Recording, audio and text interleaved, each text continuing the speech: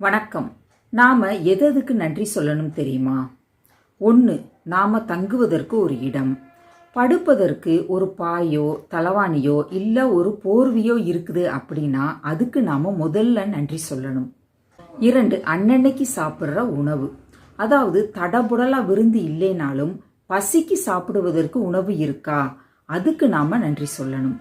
3. நாம உடுத்திக்கிடுவதற்கு உடை, பெருசா பகட்டா கோட்டு டை ஷூ சாக்ஸு பட்டுச்சேலை இந்த மாதிரி இல்லைனாலும் மானத்தை மறைப்பதற்கு ஒரு உடை இருக்கா, அதுக்கு நாம நன்றி சொல்லணும்.